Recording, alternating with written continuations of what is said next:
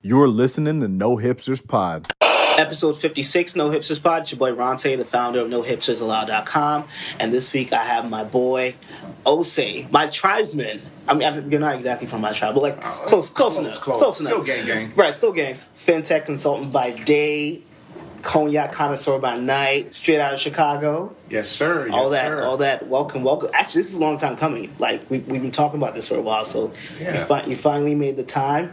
So before we get into the topics, tell people a little bit about yourself and what it is you do.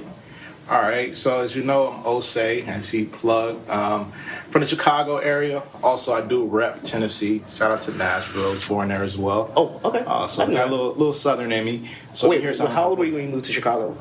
I was like 10. So you spent quite a bit of... Yeah, I was born. That is... It's been about half of my early years, in Tennessee. Yeah. And then moved to Chicago, and then it was like what's the man's name? You seen The Wood? Yes. So when you move from North Carolina to Compton, that's how it felt. They was talking crazy, real mean, disrespectful. You had to learn how to talk shit. Right. You cuss on here, right? Of course. Yeah. You had to learn how to talk shit. You had to at least hit one person so nobody would mess with you no more. True. And then after that, it was cool. Wow. And you probably had a southern twang at the time.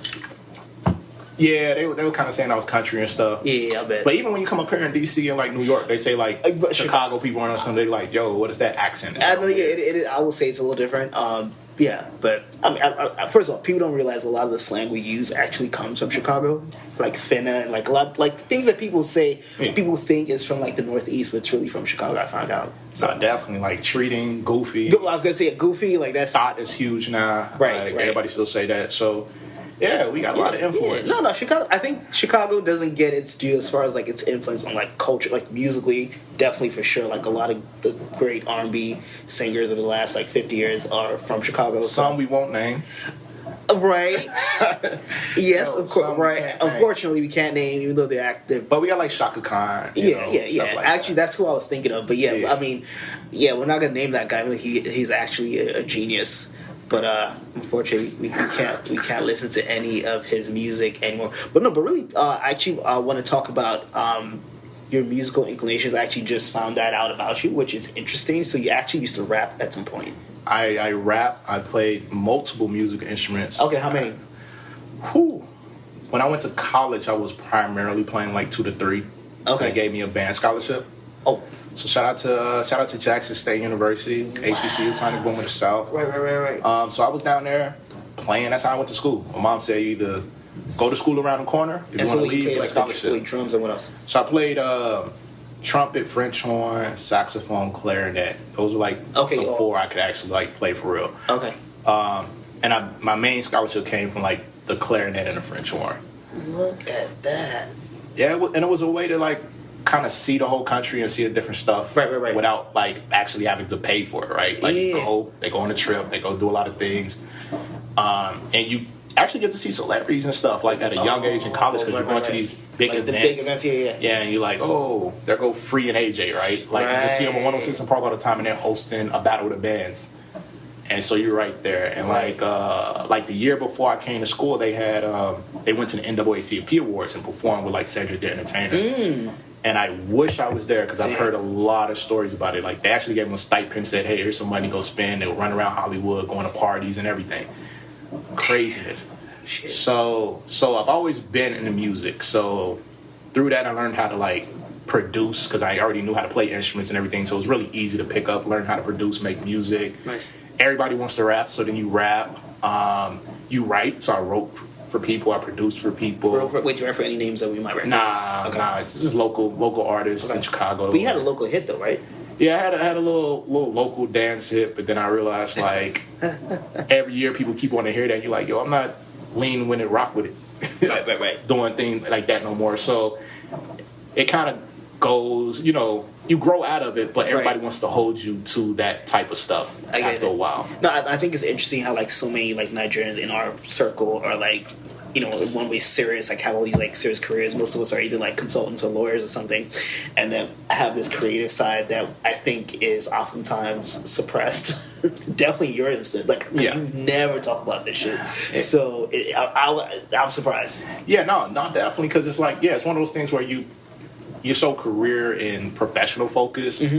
And what's going to like, make everybody happy. Right. So you do that, right? But yeah, I've always had the creative side.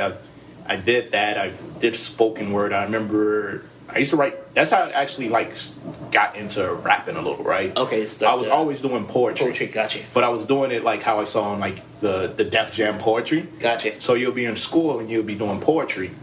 And they think it's rapping because it don't sound like the stuff you read in the books. It's like, yo, you rapping? Right, like, nah, that's a poem. They're like, nah, he raps. And then people keep coming to you, talking about, spit your rap. And you like, my poem? They're like, yeah, whatever. So now I'm doing my poem, and then that's when I realized, like, what battle rapping was. I never knew much about it, and, like, I'm doing my little poem, and some dude come, like, I rap too. And then he started rapping, and he's, like, talking about you. I'm like, hey, whoa, what is this? So I actually, like you said, high school, I used to battle rap all the time. Gotcha. And I just realized all you gotta do is just roast, talk about somebody, but make it rhyme. Right. And so that became a big thing, but I was always in poetry. I never really stopped writing poetry. And I would do like open mics and like little spots. In addition to all that, I mentioned earlier that you're a Cognac connoisseur. So you had an event that was taken off before the pandemic, and then everything got put on pause, which was the one. Wait, what was it called? It was called Cognac and Chill. Cognac and Chill. So correct. Cognac and Chill is the name of the actual event. And it's because I love cognac. I actually got put on cognac by my dad. Okay. He sent me to the store one day. A bunch of my aunties and uncles were coming. And he said, hey, go get some Hennessy. And he gave me like $60, $70, $80. Go get a bottle of Hennessy. So I came back. I'm like, Hennessy, like $20, $30. I brought it back. He looked at it, and it was like the Hennessy we always see in the club, the gold little bottle with everything. He said, hey, this is Hennessy VS. I don't drink VS. Oh. We drink VSOP. I didn't know what the difference was. So I go back, I go get the VSOP, I bring it back. I'm like, you don't understand. It tastes different. He was trying to break down VS versus VSOP and XO. And he had me taste the difference. I said, I actually didn't like Hennessy before, but I like this. So after that, I started drinking more high-end cognac when I had the money to do so. So when I got to like going through Chicago and DC and different places, and I put people on cognac, they're like, yo, this is dope. I would have never thought this was nice. Right. So I started doing cognac tastings as part of my birthdays. And it became pretty popular to the point I said, hey, I actually want to make this into a business and an event. Right. So the Cognac and Chill is like the premier cognac tasting event that I like to do. But it's part of an overall brand that kind of circles back to like more artistic history.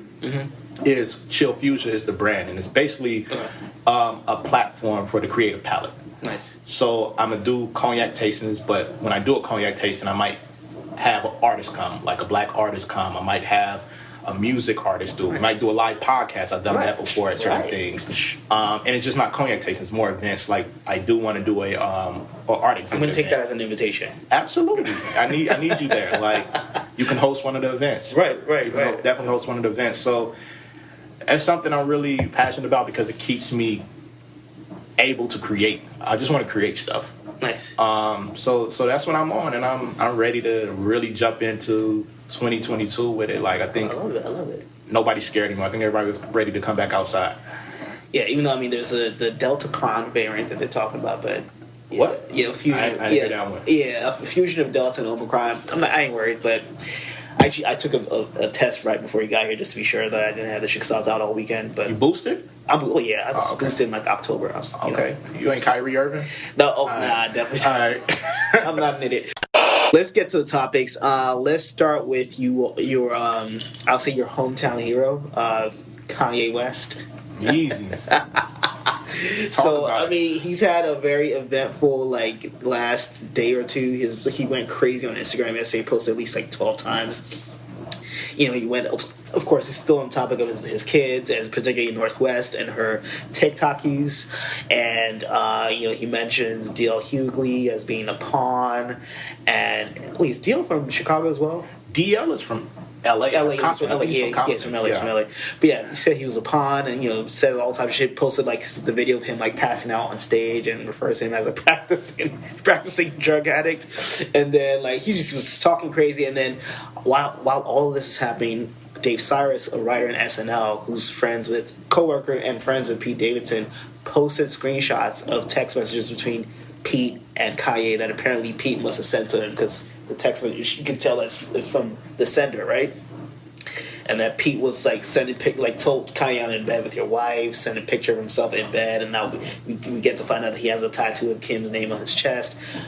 Oh wow! Oh yeah. A lot was revealed yesterday, and so I think there's a new also Kanye posts 3 videos, like including one where he's like praying into the camera. That's all I'm praying. Yeah, we're talking about Hillary Clinton. Kim gets black people out of prison. You know who puts black people in prison? The person that the boyfriend has a tattoo of, Hillary. You understand the setup right here? You understand the narrative right here? God, please. It was just a lot of disjointed conversation, and at some point he says that he got advice from Tory Lanez. That's the best advice he got, and I'm like, that's just sounds crazy. I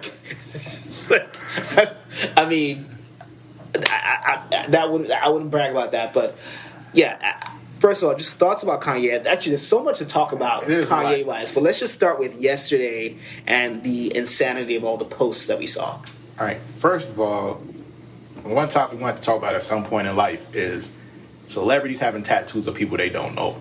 Why do you have a Hillary Clinton tattoo? I get it, but that's a whole different. Yeah. That's weird. But Kanye. All right. I'm biased towards Kanye. I bet.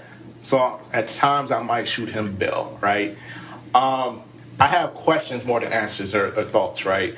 So, why is this dude you're saying from SNL posting screenshots of another person's conversation? I thought that was definitely random, and there's no excuse for it. So, right. Yeah, the guy, his name is Dave Cyrus, apparently, and I don't know why he did that. Clearly, he was trying to start some shit. And one of the messages that Pete sends to Kanye is that you have no idea how nice I'm being to you. That I've told SNL to stay away from me as far as jokes. Yeah. And so maybe that was the point of that. I don't know. See, but because it's like, all right, if Dave posted it, I doubt he's wild enough to post 2 people's private conversation on his own, right, without permission from his friend. Right. And then that tells me, like, why do you have somebody else doing your dirty work? It's just, it's a weird concept. If you have a problem and you think this needs to go out there, put it out yourself. Don't give it to somebody else. But I guess he would have had to reopen his Instagram account just to post that. I don't know. He doesn't have Twitter. He doesn't have any other social media. He had Instagram, and then he had it for like a day, in which I think Kanye was taunting him that day. And then when he deleted his account, Kanye was like, "Yeah, I made him delete his account." I don't know how true that is, but whatever the case, like Pete's saying, "Listen, you don't scare me," blah blah blah. The whole thing was weird. Yeah, I think I can't be completely angry at Kanye's reaction to that specific incident, right? Okay. You can't antagonize me about a woman that I'm pretty much stressed over, right? Mm-hmm. That's just like laying in bed and all that stuff, talking about with your woman. That's weird, especially when you have these rumors over your head about you doing similar things in the past, right? So I actually did not those rumors are new to me. I ain't gonna lie. So he apparently did that to Mac Miller. When was it? Allegedly through a rumor, right? Yeah. Okay. So it's like you already got this on your kind of in the air, so you still moving weird, right? Yeah, that's your style. And then it's kind of like, it's one of those things where I feel like you put it out there to kind of say, hey, I want to put this narrative out. Like, hey, I've been helping you. I've been trying to do the best you can and everything. And I'm honestly not mad. When you look at the text message, you see 2 different things, right? You see Kanye when he's on his rants and he's on his social media going crazy. But when you look at that text message, that's actually his responses were pretty mature. Kanye's responses? He said, right, so the guy said something, he said, where you at, right? He said, where are you at? Clearly you're a Kanye apologist. Well, no. I'm going to stop you there. I only read like three screenshots. I don't know if there was more. Listen. I remember there was a part, right? He came out there and he asked them some. He said something like, we use a profanity? Like he said something like that. He said, yeah. He came and said something to him. He said, oh, you use a profanity. Where are you right now? Yeah. And then he continued to say something which that's not a crazy question to say, like, where are you right now? Like, are you with my kids? Or are you not with my kids? That sounds like I want to fight. But okay. Oh, where are you? Okay, where? But then he did the thing with the wife, and then he doubled back and said, "Actually, let's meet and talk like men." Right. But my whole thing is that whatever it is, you messed that up right there. You can't say I'm with your wife and say, "Hey, let's have a conversation." You're being very, very generous to Kanye West. This is after weeks of him calling Pete Davidson skeet and calling him out his name, putting out two music videos where he appears to be like not beheading him, but basically like burying his body and then plants like that was wild. We can't like. There's nothing that Pete has done that rises. That matches what Kanye has done. No, I completely agree. Oh, it did sound like it though. No, I wanted to isolate the incident. No, but you had your big cape on right now. Oh no, I got the little cape on. Okay. Oh, you sure? I got the little cape on. I don't cape for Kanye that crazy. I cape for other people. But okay. No, but like the thing I was talking about was that specific text message because that's what you brought up. Mm-hmm. Now we're talking about the overall backstory. Kanye was wild. Like you can't because there's the one thing about Kanye, like you could play around and stuff on the internet. I guess like some of it look jokey, some of it look too real. But when you make a music video, I feel like that was like over because music videos are forever. Yeah, 10 years from now, because the song was actually good. I actually kind of like that song. Is it? Easy. Yeah, that's it. That's a good song. It is. Game was doing his thing, and I ain't listened to the Game in a while. Yeah. You don't listen to Kanye music at all. I do. No, actually, it's funny. You like a few songs? No. You like Donda? I haven't listened to Kanye in the last. So I actually canceled Kanye before most people did. So I can't since he started walking around with the Confederate flag belts. I know. I picked Kanye I was done after that. I don't want to say I canceled Kanye, right? But there was his musical trajectory. Around Yeezus, people love it. I didn't like it, right? Yeah, to me, I mean, I just saw when I saw like the belts. Like, why you walk around with Confederate flags? But you didn't cancel him that long ago. You was around Life of Pablo. I did not listen to that. I did like I. You was around that time. Okay, you weren't around. I did not. Whatever the case. After I saw the belts, which had to be like 2013, 2014, I was like, well, what is this guy doing? And I was like over it at that point.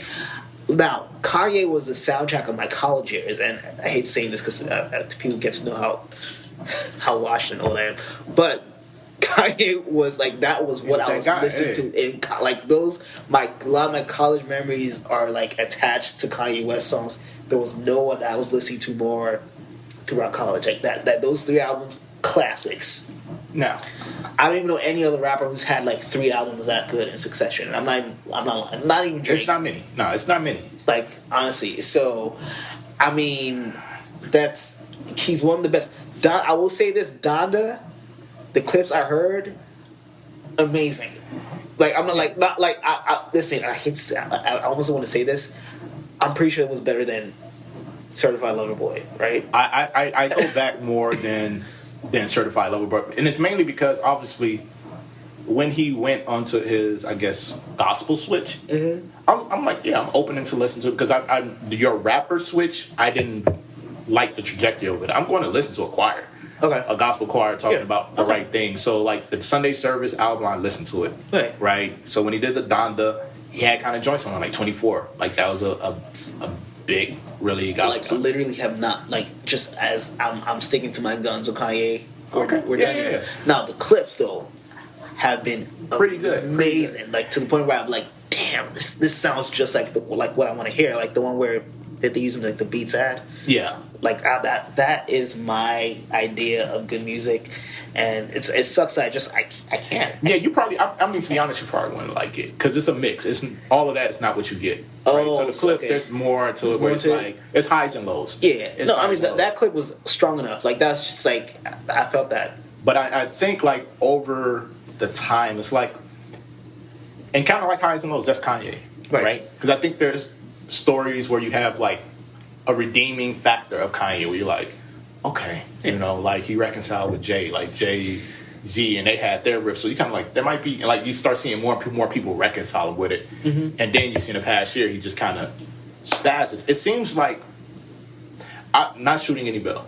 I look at the highs and lows, right? Mm-hmm. And I look like, there's always these triggering factors, right? Like when this recent factor is obviously his divorce. Mm-hmm. It seemed like he was like just kind of doing his thing, like I'm making music, like the MAGA thing died down. He kind of that whole president thing died down, and just kind of like, all right, Kanye's coming on with an album.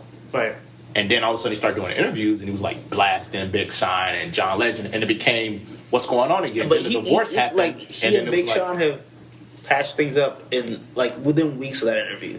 Yeah, but it was like a thing that popped up and it's like, what is he talking about? What's going on? Like he's all over the place. And now I think the difference with this one, that episode versus previous, was you're actually coming at people who we connect you with as coming up with. You know what I'm saying? It's like you're talking about Talib and all these people. We thought y'all were great. Oh, he spoke about Talib? Oh yeah, he was clowning Talib Kweli. And Talib like, and then if you like, a lot of people, I don't think you've seen the documentary, but in the documentary, him and Talib like super close. He's like Talib is helping him when nobody knows him for a rapper. So it's kind of weird. So like the Kanye thing is like, I can never really tell where's that balance between, let's say, kind of performative of let me get people talking versus the mental stability piece. Right. Versus just like, I'm just going through real stuff. And it hurts. It's really hard. And actually, I'm at a point where I'm done allowing people to use mental health as his out, only because I think that kind of, like, you know, does a disservice to, like, what mental health, you know, what people struggling with that are. Mental illness doesn't make you a villain. Do you know what I mean? And it doesn't make you a bad person. And so to see someone do like really aggressive, antagonistic things and blame it on mental like illness, I think is unfair to everyone struggling with that. Mm-hmm. And so that's why I know, like, I for a long time have not allowed people to use that excuse for Kanye. Only because, and also he goes back and forth as to when he wants to be the mental health patient and when he wants to be, you know, I'm just enlightened. You guys don't know, understand what I'm talking about. So I don't know. Yeah, no, I don't go crazy about it. Like, I just take Kanye for what it's seen. I take what we've seen Kanye be in the past, where we didn't go too hard about it, and you see it magnified, right? Right. So, I mean, like, even a Pete Davidson thing, right? Kanye has pretty much verbally said something to anybody connected to Kim across the history of it. He had the spat with Ray J on it, that I hit it first, and he came with a verse back talking about, yeah, you hit it first, I'm rich, right? He for no reason came at Chris Humphries back in the day. For no reason he had a verse said, yeah, I'll get Jay to drop him off the team because he was like on the net. He did say that. Yeah, I'm like, man, they did nothing to you. Like, what are you talking about? So, that is funny. Like, it's nothing new for Kanye to kind of like have this kind of possessive energy about dudes associated with Kim, from what I've seen from just his raps, right? And the whole thing makes me sad, right? Because, like, ultimately, Kim, in my mind, never really liked, you know, also I don't think the Kardashians like anybody. I think they just see people as opportunities. And so I think that the whole Kim and Kanye relationship from the jump was just really a grand scheme to be friends with Beyonce. And the whole thing seemed like, okay, from friends with Kanye, then I get to, he's close to Jay-Z, and eventually I get to be around Beyonce. That's what that whole thing seemed like to me.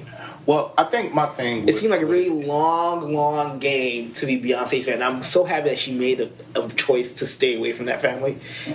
Now, I will say this, like, there's a balance of this, right? Like, I don't know what their relationship was and who liked who, or they really loved each other. I ain't really gonna get into that. But they're divorced, apparently, right?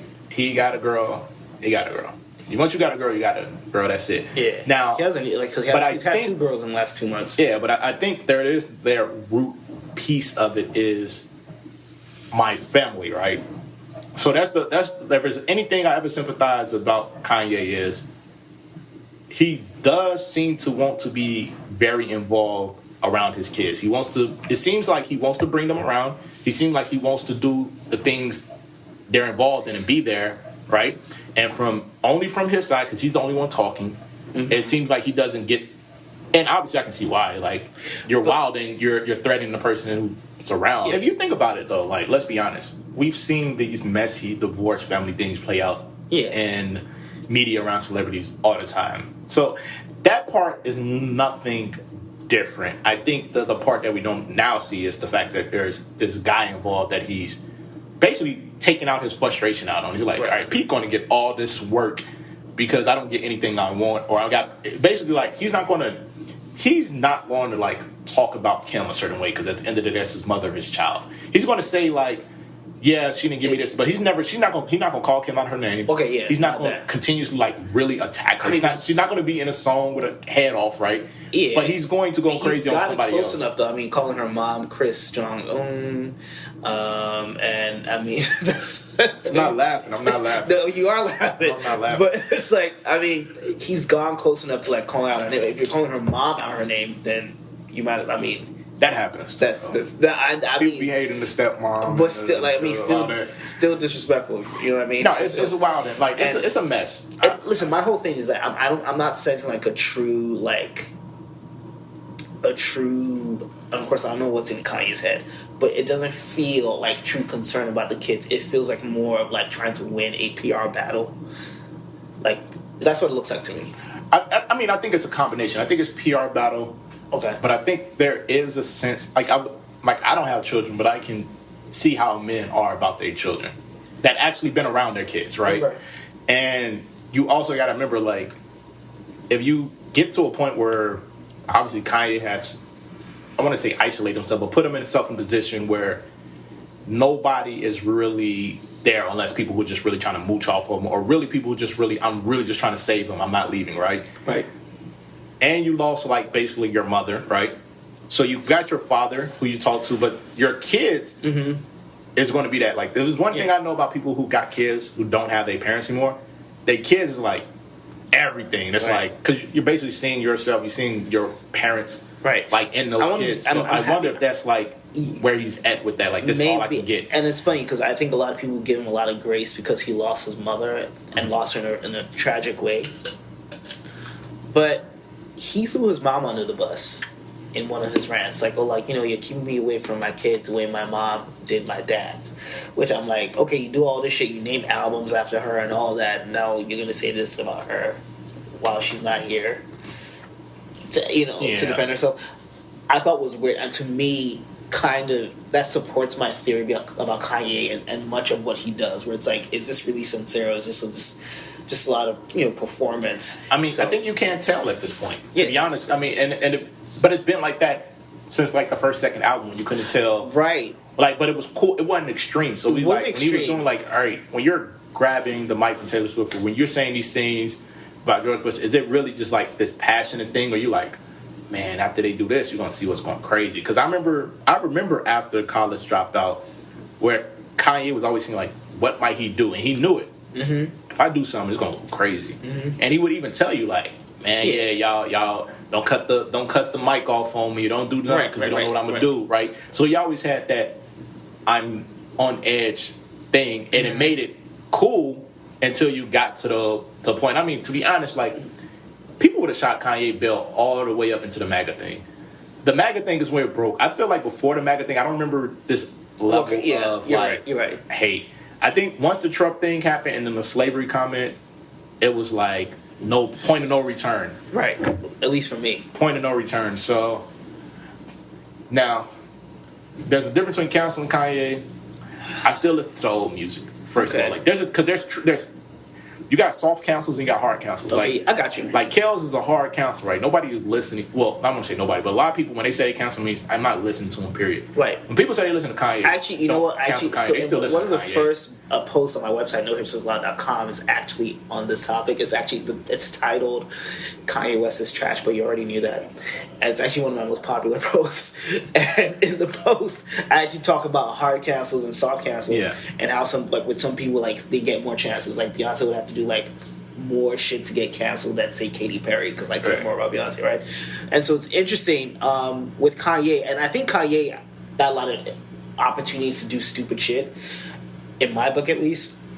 But after a while, it just seems like the willingness to throw your fans under the bus, to me, is where I was like, okay, like, like the black kids who were like, singing All Falls Down with you, when you're making these really like political statements, pro-black statements, like you're gonna like turn around and say that slavery was a choice, and that people, like, for whatever reason, like, have chosen their circumstances, and I mean, it was just crazy. No, I get it. It was a crazy thing to say. I thought was a violent thing to say, like, against your own people. And I think I have to question anyone who's able to look past that. Nah. Or Osay. But check this out. It's not look past that. Mm-hmm. Like I said, I'm not trying to go do dinner with Kanye. I haven't been to a concert. I only went to one Kanye concert. It was Life of Pablo. I saw him when he opened for Usher in 04.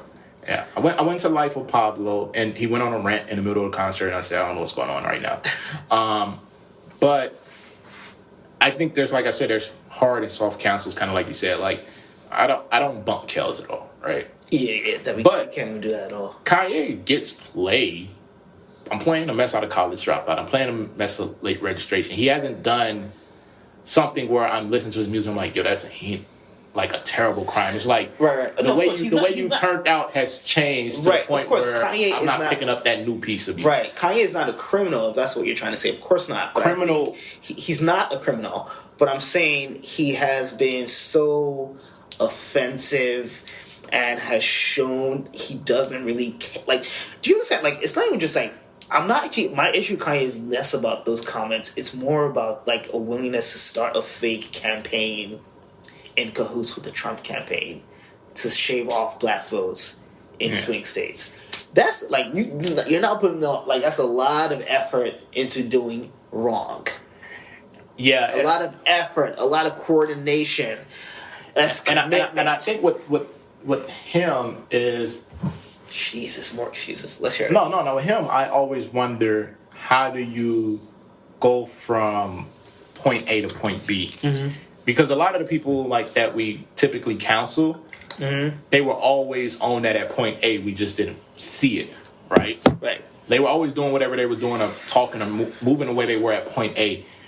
Kanye, between the people who was around him, between what you seen documented in his music, the people around him, wasn't what they see now. Like, he was actually like, I'm trying to do everything to make sure we good. Right. So I've always wondered where that transition happened. So that's kind of why when I say soft counsel I don't have any indication that around that era he was on that. It's hard because I think now he's kind of like leaning into this new conservative identity, but I think a lot of it can be traced back to Obama calling him a jackass in 09. I think his feelings just got hurt. He was like, all right. Yeah, because he also like referenced that comment in his interview with Big Boy like 3 years ago. So I think he was more hurt by that comment than people realize, and I think that was in a lot of ways was his villain origin story. That's why in a few years after that we see him with the Confederate flag belts, and like over the years it just becomes worse and worse and worse. Also, I don't know how true this is. Apparently, he's always been diagnosed with mental health issues, and then his mom was one who used to make him take his medication. I don't know how true this is. This is completely like Twitter chatter, but I've seen it written in places that Kanye's always been mentally ill, and his mom was one keeping him together.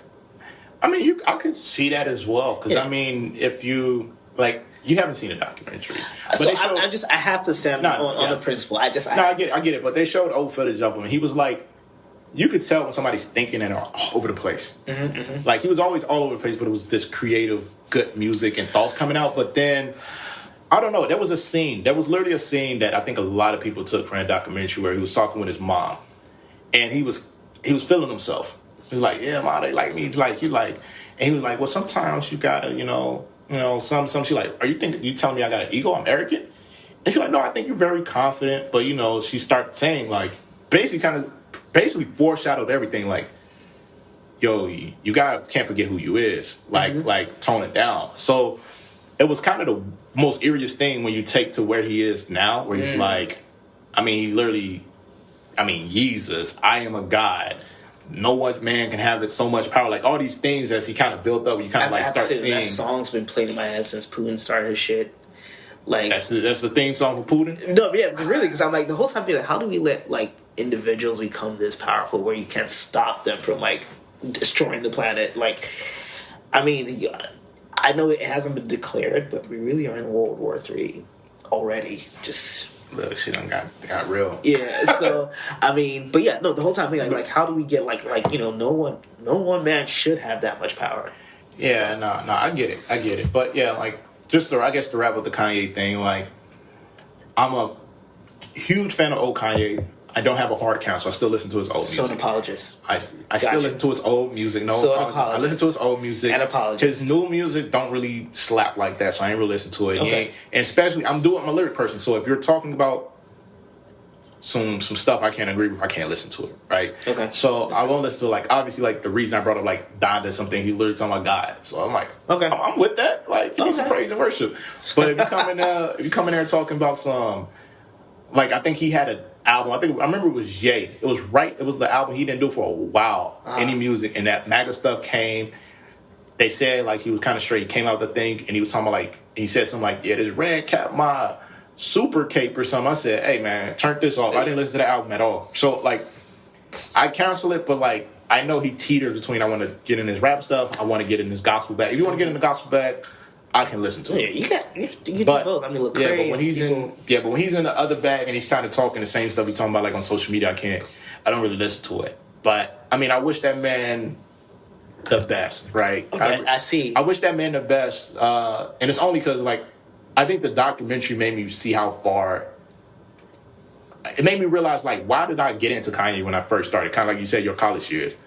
And then it's like, at what point did I kind of get my foot off the train? Like, all right, it's time. There's my stop, right? Yeah. I think everybody has a stop with Kanye. So this is where I got off. My stop was the Confederate flag belt, and then over the years, I was reassured in that decision. It was just more crazy shit, the Trump support, the using the Whitney picture with their drug, then for the Pusha T album cover, like just that was wild. Like, that was wild. I forgot about that. Right, and so to me, it was just like that was on Pusha T though. No, but that Kanye bought the picture. Pusha T put it on his album, but it was Kanye's idea. He was Kanye's. We're about to have a conversation about Pusha T. Pusha T, if you talking about apologists. He like, yes, yeah, he's just, whatever Kanye say goes. Yeah, I mean, but of course, Kanye's his meal ticket in a lot of ways, and you know. Yeah, I forgot about that. That was disgusting. Yeah, gross. That was disgusting. And then on top of that, that's when, like, they had the whole diss records and all that stuff. Like, so that whole, like, the blog post I was talking about was really centered around the decision to use that album cover. Which album cover was worse, that one, or when Nicki Minaj had Malcolm X and it said "looking ass nigga"? I'm gonna say the. It was two bad decisions. The Whitney was worse. Yeah, because at least I don't think Nicki meant to be disrespectful. I think Kanye did. Okay, that's the only difference. So I think there's even more, like, there's more wiggle room contextually for Nicki than there is for Kanye. Jussie Smollett, he was finally sentenced for his hoax. He was sentenced 30 months probation, of which 150 days of that, which is about 5 months, has to be served in Cook County Jail. And, I mean, I don't think he should be going to jail for that, because people lie every day.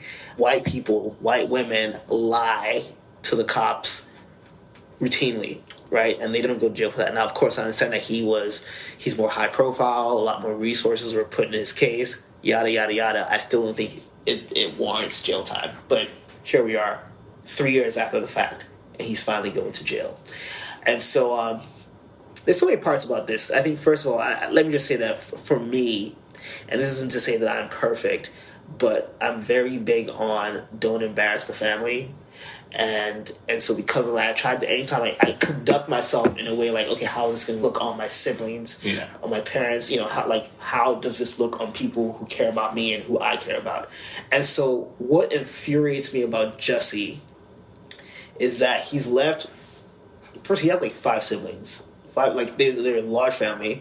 Yeah, I know Journey. Yeah, Journey. Yeah, My God. And she's still going right, and she's still going hard defending him. Yeah. And now, like, they're all left. They all have, like, free Jussie posts on their Instagram pages, all of them, and they still have to defend you even after you've been sentenced to jail, and even after there's so much evidence that you did what the fuck you did, because they're good siblings, right? And I mean, I think they're also crazy in a way, because, like, there's just so much evidence that shows that he's in the wrong, but they're sticking to their story, right? They said they're going to stick beside him. That's their brother. I can't knock that. But it sucks that you have all these people having to defend you, and you're now at his sentencing now screaming, "I'm not suicidal. I'm not sure what the long." I mean, you brought up some really smart points before we started recording, but I mean, I just want to hear your thoughts about the choice to sentence him to jail. the conduct of his family, and also the recent news over the weekend that he's now been placed on suicide watch. He's in the psych ward at risk of harming himself. So, all that. What are your thoughts? Whew. All right. It's Jussie Smollett, right? Smollett. Jussie. His name's actually. I think honestly, someone said this on Twitter. You should never trust a Justin who goes by Jussie. And so is Jussie his name? Jussie, yeah, Jussie's name. All right, because I don't know. I already always knew the name because I used to watch Empire, but after like the Dave Chappelle came, it like always messed up how I say his name. So I don't want to be disrespectful. But I don't think he should get jail time. There's a lot of people who should get jail time. And they're obviously making an example out of him. Right.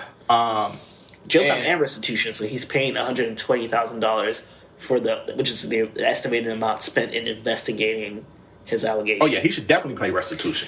To me, what's the tax pay? So should everyone pay? Oh, Chicago taxes are high. Those things are high. Yeah, you need to pay that. You need to pay us. Run that. Run that.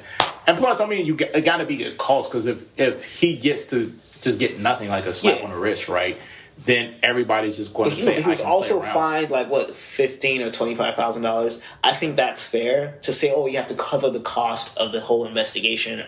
To me, is a little excessive, but fine. He's famous. He's rich. I mean, it wasn't like a regular investigation. That thing was like because once it got onto like the national stage, the pressure was on like the CBD. Like, what are y'all doing? Like, get on it. So they had to put some resources in, and I think the other piece is why I would want them to pay it back is just the climate of Chicago, especially around that time. It was very violent, right? A lot of violent crimes where killers are basically walking around free, untouched, and they're like, yo, y'all spending all these resources tracking down this subway thing, and a lot of shootings just happen on the south side of Chicago, and nobody's being found where the police at. So it's a weird, like, this political and optic thing that's going on with the Chicago Police Department. Like, spend all these resources here, and you're not bringing it here.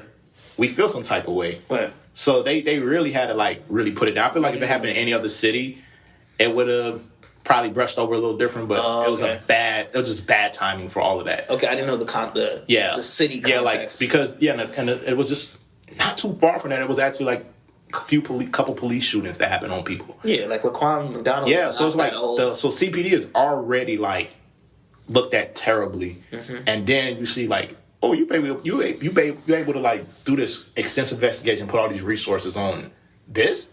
Yeah, I mean, it's famous, but we got all these people killing me like up there in all these murders. What's going on? So it was a bad look, and they were trying to fix the optic of it. Like, yo, we could have been doing this, just like the people say.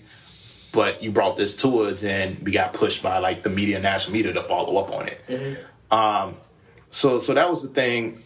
Like, I don't agree he should be in jail. Cook County is not a good place to be. Like, Cook County is a jail for people who don't know, and Cook County is basically that's the county that's like Chicago and some of the surrounding areas. So a lot of this stuff where you hear about gang and all that stuff and like the raps or all the stuff you see on YouTube and all the stuff about everybody in the streets. A lot of these people go to Cook County jail. Like the old block people? Yeah, some of those people are in Cook County. Yeah, like some people who got arrested, they're probably in Cook County jail right now, right? Yikes. Because you go in jail and they keep you until you go to prison based on your trial, like if you end up being guilty or not. So a lot of those people are just sitting in jail waiting to go to trial or still going through their trial before they get to prison, and it's backed up, so it's going to take a long time. So I can see why he's like, I'm not trying to be up in there. Like, I don't know if he's, obviously I doubt they would have put him in general population. He wouldn't have made it.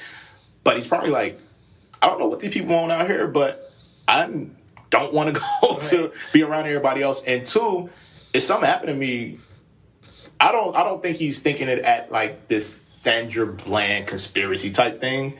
I think he's thinking like an inmate really might take me out. And one opinion I heard was that he's trying to basically actually kill himself. Well, I mean, just to be clear to everyone listening, this is not my suggestion. Someone I've spoken about this has said that he's trying to kill himself and create a whole thing about it because he's made a declaration that he's not suicidal. So then it's like this big theory of like, exactly. He said this and then he died. Now, another person has said, he's trying to fake a new incident. like I mean that the first I guess will be a fake as well, but like this time he's trying to fake a situation where he said I was attacked in prison, and they're trying to say that I tried to harm myself. So that's I mean, and now I think your idea theory makes the most sense, where he's just trying to get out of Gen Pop, which I think is Gen Pop, or just even prison pop. You don't want to be around anybody who's doing hard time, right? Right. Like, I don't want to go to jail. Like, so even if you don't put me in general pop, you put me like where it's a little safer. These people are still here for real crimes, and I'm not, right? Right. I lied. These people did stuff, right? Right. I want to be around that. So I'm pretty sure he's like, whoa, like I'm not going to be secluded. No matter if I'm Gen Pop or something else, I'm going to be around other inmates. Right. I don't know how they're going to perceive me. They're going to know who I am, why I'm here, and I don't want to deal with that type of conflict if it comes around my way. So it's kind of like, I mean, you see this in the movies. The fact that he is openly gay, right, makes him a bit of a, at-risk person in that setting as well. Right. I mean, you're in jail for saying somebody beat you up. Right. Yeah. What happened in jail? Like, you might get beat up again, right? Right.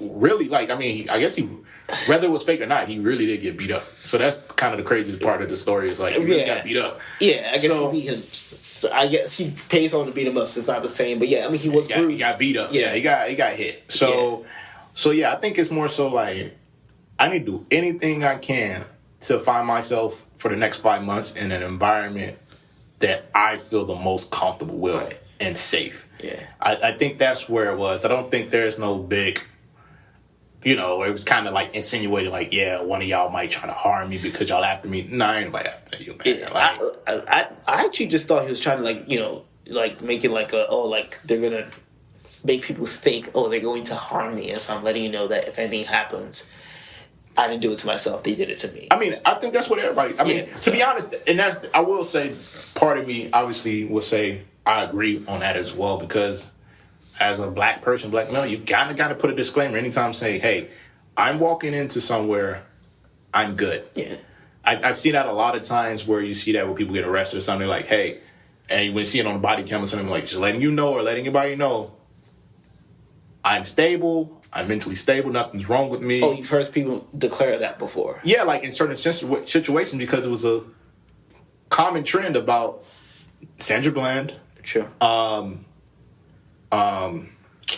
What's the guy who was on Rikers? Khalif Browder. Khalif Browder. Like, so it's all these things where people kind of just say, okay, Khalif went through some stuff, he killed himself, and they start attaching that to other people, right? Like, right. Oh yeah, she killed herself, and to this day, people don't think Sandra Bland killed herself. I don't think she killed. Yeah. Right. So after that occurring, I think a lot of people's like, it can get bad, and I want to make sure people know this is what it is. So I think as a black person, you have to always do some type of disclaimer, like, I guess I'm mentally good, or I'm going here for this, or this is what I'm doing, because once it comes out, your narrative gets changed, and you have no control over it no more. That's the thing. A dead person has no control over their story. Exactly. So a lot of people want to make sure, like, hey, this is what it is. Yeah. The whole thing, honestly, I'm sure he wishes he had a time machine. No Money Long. I don't know if you know that song. Yeah. But yeah, Who sings it? Money Long. Who sings it? The song's called Money Long. The singer is called Money Long. They got a song called Money Long in it. Her name is Money Long. The song is called Time Machine. Oh, okay. I'll look it up. Yeah, I'll look it up. But anyway, basically, I quoted the song. I wish I had a time. The hook goes, I wish I had a time. We're gonna clip all this out. I wish I had a time machine is the hook where she goes, I wish I had a time machine. No, keep that. Keep that. Hey, keep that. No, but it was viral on TikTok. But anyways, I bet Jussie Smollett wishes he had a time machine just so he could rethink that decision. He's kind of ruined his career. No, right? he's done. It's crazy. It was the craziest thing I heard. I remember just sitting there, like, I called my parents. I'm looking at the weather, like, yo, what's going on in Chicago? They're like, man, it's cold as hell. I heard it was like a vortex, it was like nobody's out. It's super cold. And I said, I looked at just the thing. I was like, why are you? I'm like, Subway open like that? It was just like, who's going to Subway? Subway was open, and they were ready with a noose and masks. a noose just to put it on your neck for like fun. Like it was just like, hey, you got it. And this it happened just weeks after they sent like the notes to like the studios, and also the fact that thatgrapejuice.net was like the first source of the story was like a red flag for me. And so I'm like, yo, what? So they knew you were going to be there at 2 a.m. at that precise moment, and they were ready with all that, equipment to harm you and put something over your neck. So so here's the thing I want to know. I know obviously his siblings are holding him down. Like, is the cast members still on board? I remember they was on board early. Yes, they were on board early. Lee Daniels has been quiet about it. I don't think Terrence Howard has said much, but I think he posted What about Taraji? Because she was holding him down. I think she was, but she's known for that kind of stuff because she was holding R. Kelly down. So, it's kind of her thing. But yeah, anyways, Jussie. I mean, we'll see what happens with that. It sucks to see what he's made of his life. And I think ultimately the biggest tragedy of this is how, like, people who generally don't want to believe these things anyway are now going to have this example to point to and to use to gaslight people who have, like, true grievances and who are true victims of hate crimes. So to me, that's a real issue here. Above anything else, like, you've just thrown, like, a couple of oppressed people under the bus because of a stupid stunt that was going to lead to nowhere anyway. And, And I think the second worst thing outside of that, because that's very important, is how progressively worse Empire continued to get season over season.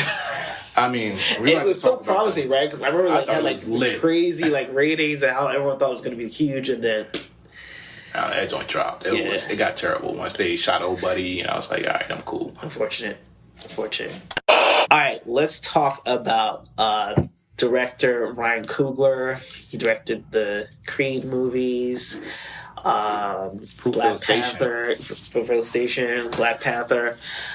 So he got arrested after trying to take money out of his own bank account while he was in Atlanta.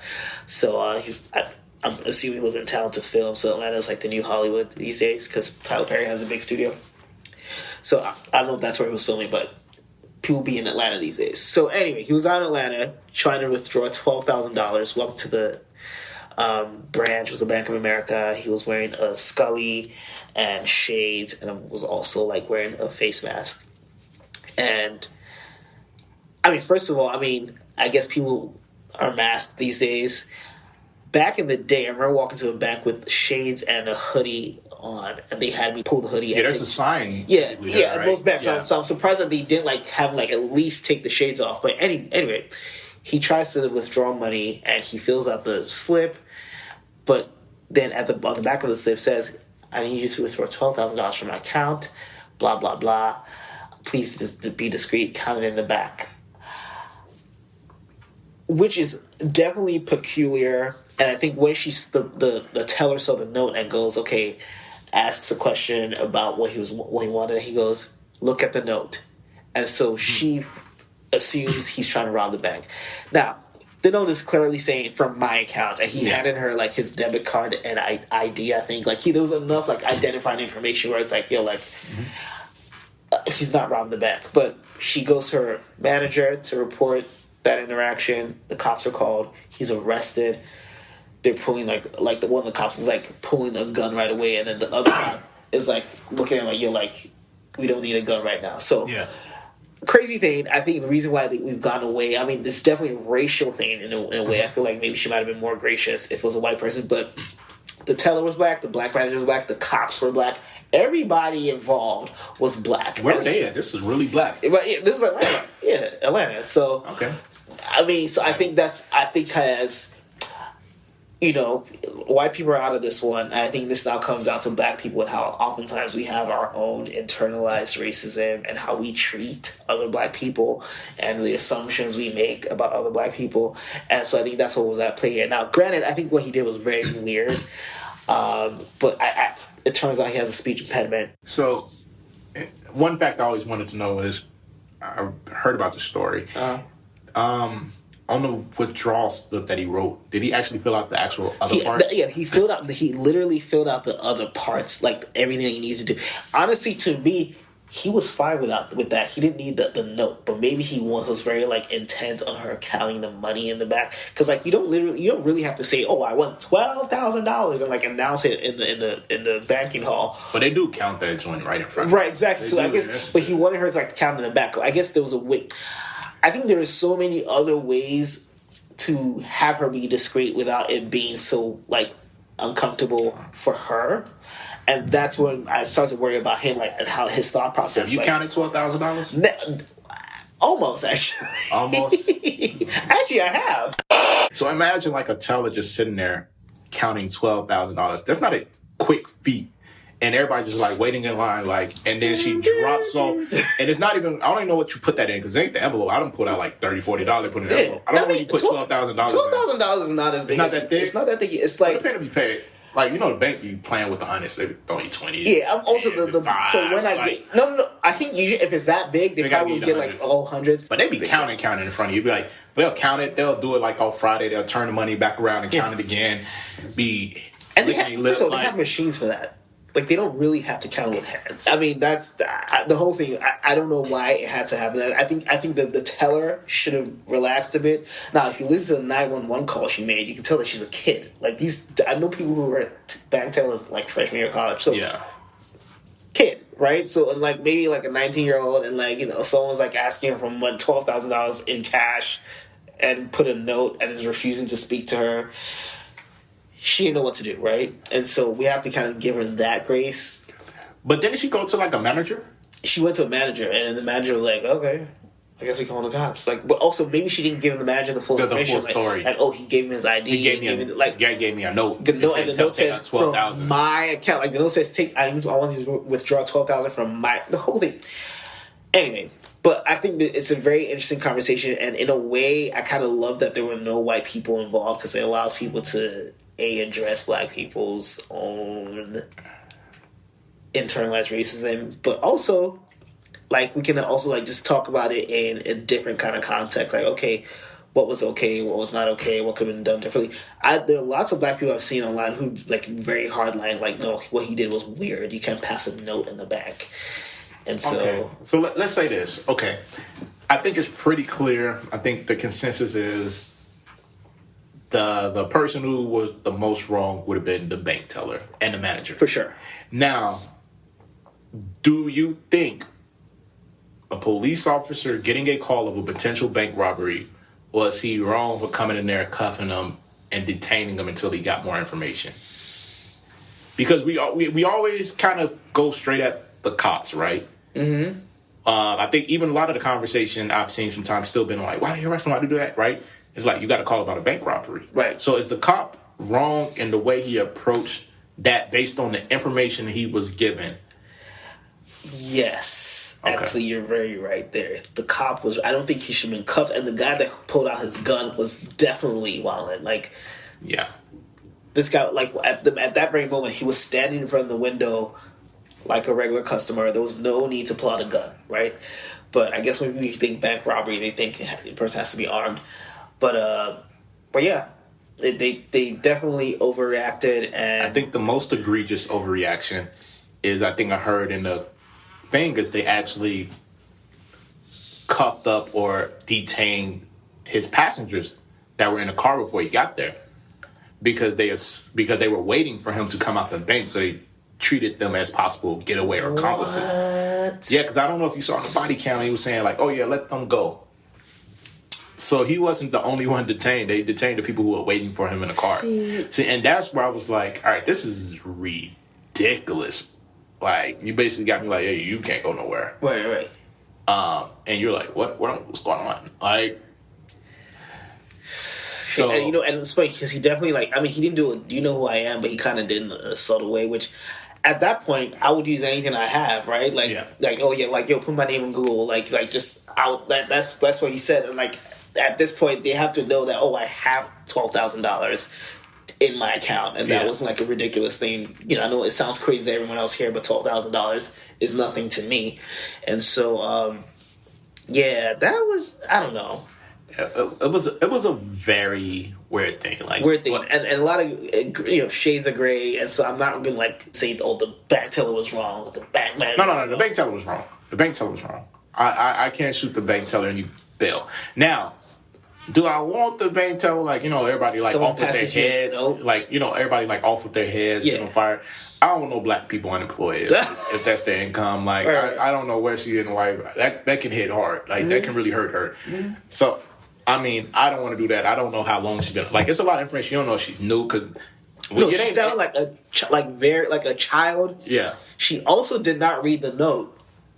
When the dispatcher was asking her questions, she couldn't say, like give the full note in detail. So clearly, she maybe just saw, I need $12,000, and like Panic. and panic, And probably fear, like, Yeah. because you're like, I don't know what's going to happen. right. And also, think about it: how many people are actually withdrawing $12,000?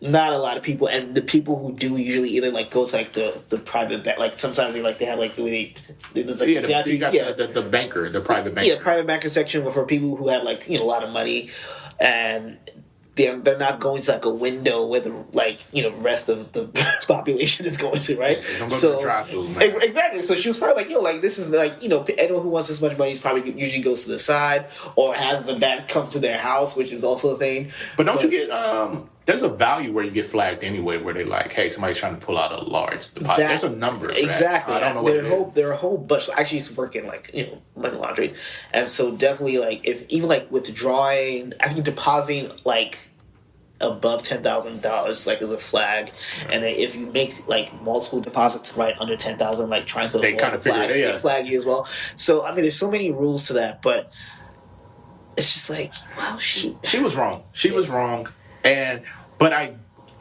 don't want to say she was what's the word I don't want to say a judgmental type of egregious wrong. I think she just, from how things are supposed to work, she was wrong. Right. I don't think she's looking at yo, this looks like a bank robber type of guy. She's like, I don't know who this dude is. Right. Completely covered. But she was completely wrong. 100% wrong. Okay. I'm not going to shoot her no bell. Okay. Actually, I hope she is still able to be gainfully employed because I do not like black people losing their jobs. That's agreed. I don't want that. Right. Now the cops pulling guns and holding and detaining people and excessive. That was pretty much, because I remember hearing the call and the guy was saying something which I don't like this part. He said, we get a call, you don't get the benefit of the doubt.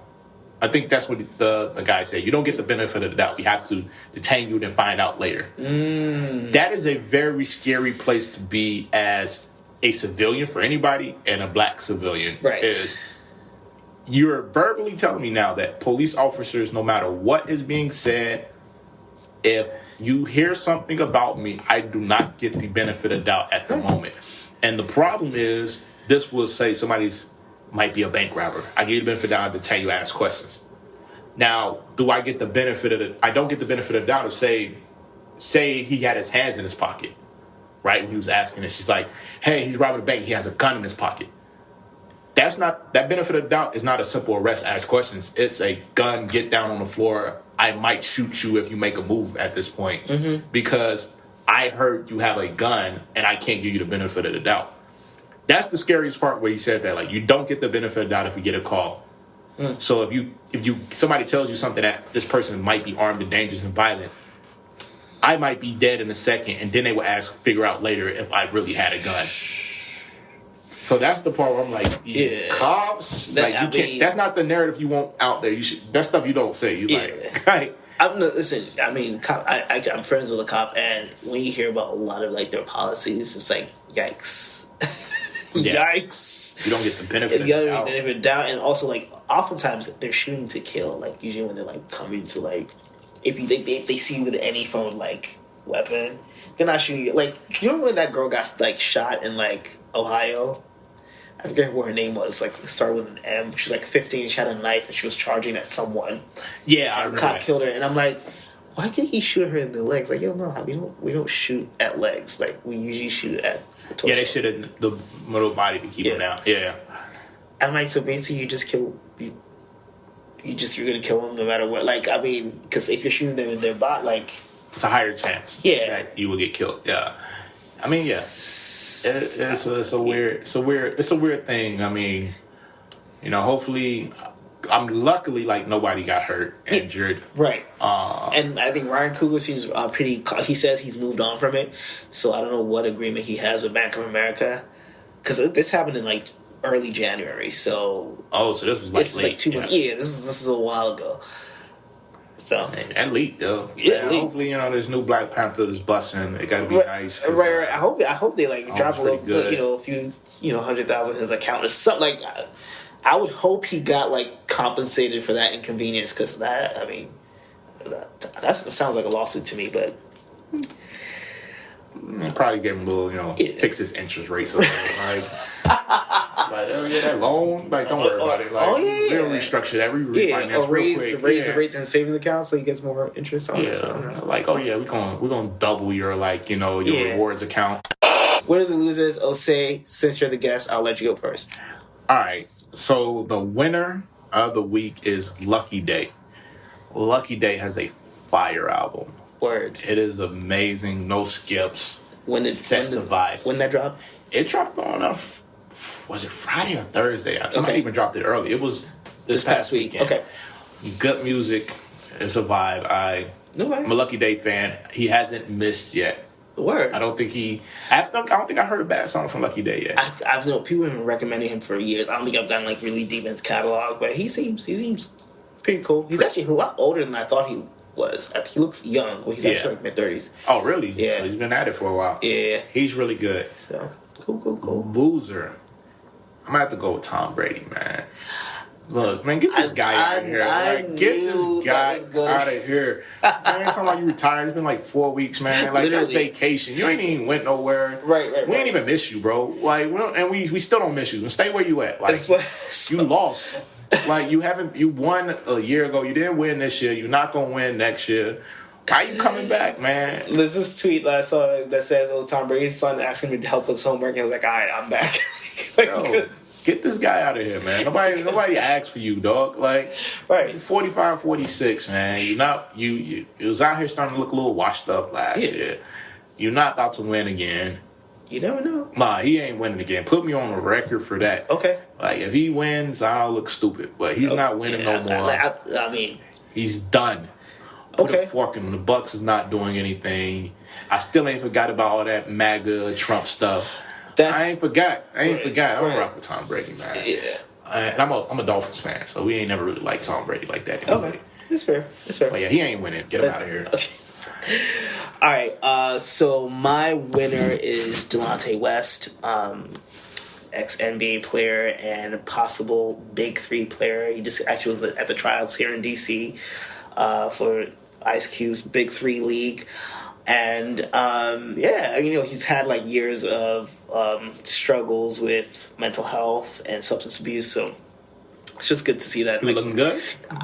He seems okay. He had like muscle memory. Like clearly he's like you can tell that he's not new to basketball. So he definitely looks worse for wear, but he's been through a lot. So yeah, no, definitely. Yeah. Yeah, and I'm sleeping with LeBron's mom at some point. That was the rumor. Yeah. We never knew what happened. Okay. But because he's from DC, right? Is he from there? Because I remember seeing him on like 8th Street one time. Like, or maybe PG County. Shout out to Delonte West. I'm going to check out some Big 3 games if he make it. I hope he does. He can play basketball. Man. Yeah. And shout out to Mark Cuban because I think he made a big effort to get him rehabilitated. So yeah, and I heard LeBron's team was kind of like trying to get him straight, man. That was rumors. Like they was trying to look out for him. Because he's a teammate. Like at some point, like one of the videos where he was like getting like beat up was like right in like my neighborhood. Yeah, I think he's from out here. Like seriously. Yeah. I think either if not DC, like PG County, but definitely one like the recent videos of him. Like he was basically like he became like an unhoused person and he was just on the streets. One of the videos literally right like a block or two away from here. Oh wow, crazy. Yeah. So. Nah, that's a win. That's a big win. Yeah. So hopefully he gets into the Big 3 and like he's able to keep on the straight and narrow. So. Yeah, then go overseas and play and get some money. Right. At this point, like with Brittany Griner. Yeah, I don't know. Actually, you know what? like my lose. I have other lose. I'm going to start my lose. This is a late edition. The WNBA.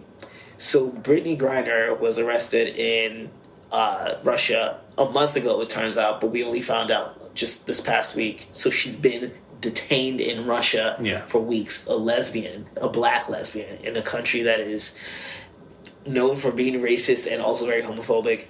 And so people have been asking, well, why is she playing in Russia? She's a WNBA star. She makes $215,000 per season in the WNBA, and in that off-season period in Russia, she makes $1.5 million. So basically, the fact that female basketball players are so underpaid in this instance has basically put a player in harm's way, because if she was making $10 million in the WNBA, or even $3 million, I doubt that she would be making this decision. Yeah, no, to play definitely. in Russia. Nah, that's the same thing. Like Candace Parker is their biggest star, probably one of their biggest stars in WNBA. She's a legend. She's up there, and she's from Illinois, right? So she's gang too. But she's always been dope. I met her when I was in high school. She's a legend. She's up there with D Wade when it comes to basketball in that area, and she's a champion. And she's still at the height of her career, was still going overseas. Right. And the only reason she's probably not playing overseas now is because she's a broadcaster on the off season. Right. So she has that ability. But I think one thing with and that probably pays her better than she makes at the. I'm pretty sure TNT. Come on. But the Brittany Griner thing, the one thing I'm interested always is, did she get detained prior to the Russia-Ukraine escalation?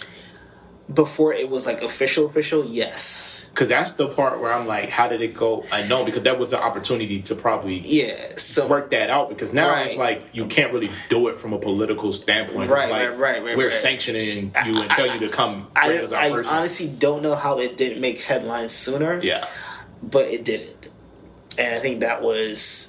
I don't know who to blame for that, right? I don't know how large her family is, or even, but I would imagine that normally something like that would make the news sooner, but...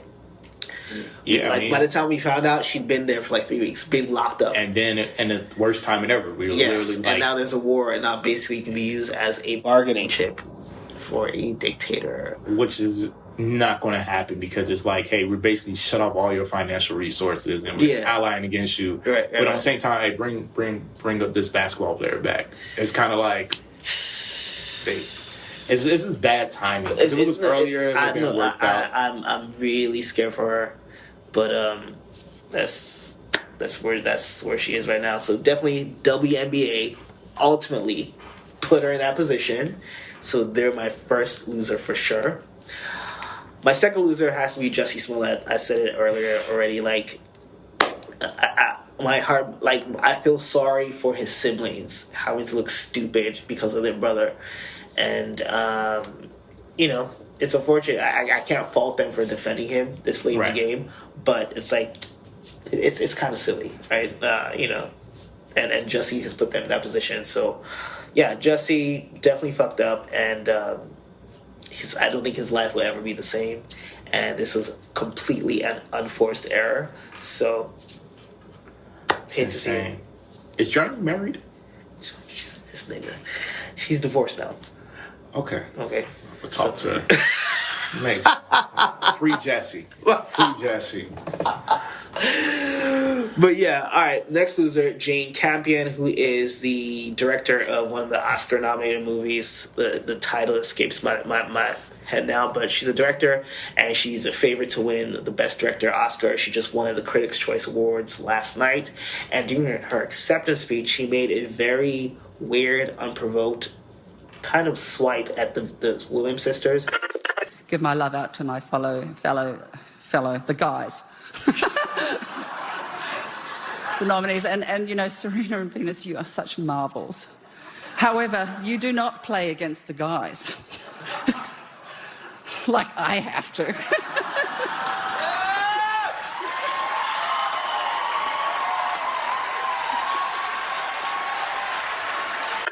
People tried to laugh it off, and Venus and Serena were ah ha ha ha, they were there. They were there, and, wow. and they tried to I guess laugh it off. There's no way they were okay with that shit, and the whole the internet has been cooking Jane Campion ever since. it's like she literally made the comments like 24 hours ago. I was like, yo, why were they in it? Like, why did they need to be mentioned in that moment and in that way? Very weird, very problematic, and I think a lot of people are making the point that this is a prime example of how like white feminists can be a bit racist, really. I mean, for lack of a better term. That's a whole different conversation. It is a whole different conversation. But yeah, the comments are crazy. You should check them out if you haven't seen them already. And then my final loser is... Got a lot of losers, man. Yeah, I'm sorry. It's negative. Yeah. One winner and 6 losers. All right. Last loser is producer and reality TV star Stevie J, who was receiving fellatio during an interview over this past week. He was actually talking to Leah A. Henry, who's actually a DC radio personality, and at some point he's like looking at someone and goes, "Hey, come suck me off." And then after a while he's like laying back, he's clearly shirtless, and then we can hear like slurping as someone is like giving him head doing this video interview. It's we forgive you for the E video, man. Right. And it's what in the interview he goes, she brings up the E video. Her people stole the tape. They wanted to see me knocking her down. They wanted to see this 13-inch beefcake going crazy. He was wild. And man, it was all. But don't they always say that man was like on stuff? Yeah, he's a cokehead. That's the ongoing rumor. But yeah, Stevie J, completely disrespectful. Like, I mean, there is no explanation. There's no like amount of generosity that can explain why that had to happen. Like, that did not. Yeah, that was excessive. But I guess it's at the same time nobody been talking about him for a while. Yeah. Nobody's been talking about him for a while, so he needs to pop back out. Yeah, terrible behavior. That's up there. Like, it's probably what's worse, Stevie J doing that interview, or his baby mama Mimi doing that sex video back in the day. Because that was definitely thirst for attention. Yeah. Like, and nobody cared. They were like, all right. Cool. But at least, I mean, yeah, that was crazy. But at least she did that on her own time. Yeah, you ain't bring nobody in. She didn't bring nobody in. I mean, she tried to lie that it was a leaked tape, but it was clearly, like, made for release. But, yeah, because, I mean, technically the interviewer for, that was interviewing Stevie could actually, like, have a case against him. So actually, I was gonna say a lot of people on the internet are saying that was actually sexual, like it's some type of harassment.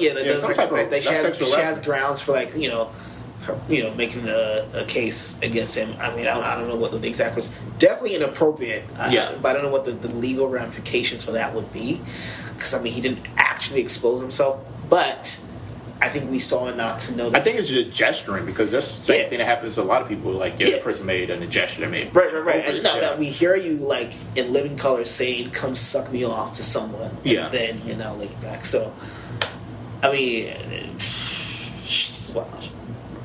That's different, man. Yeah, crazy behavior. And too talented for that type of right, and too old. He's like 50. So facts. That's our show. Osay, thank you so much for stopping by. Let the people know where they can find you on social media.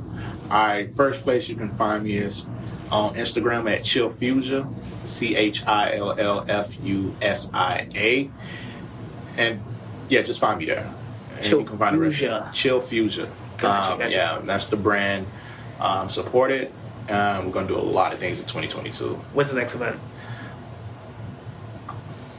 I'm trying to do something for Juneteenth. Okay. I'm trying to do something for Juneteenth. You got time. It's 3 months. Yeah, it doesn't take me long. I kind of got some go-to places and things I already kind of have in mind that I've been putting together. Just trying to see if that's going to be the right date. I like decent weather. I'm contemplating an indoor-outdoor thing. So I want to make sure it's not too hot, but not in that rainy season. So I think around that time might work for me. Yeah, it's like 2 days before summer officially starts. Yeah. All right. But no, we're definitely coming back. I'm excited. Okay. Can't wait. All right. Episode 56, No Hipsters Pod. Talk to you next time. Bye.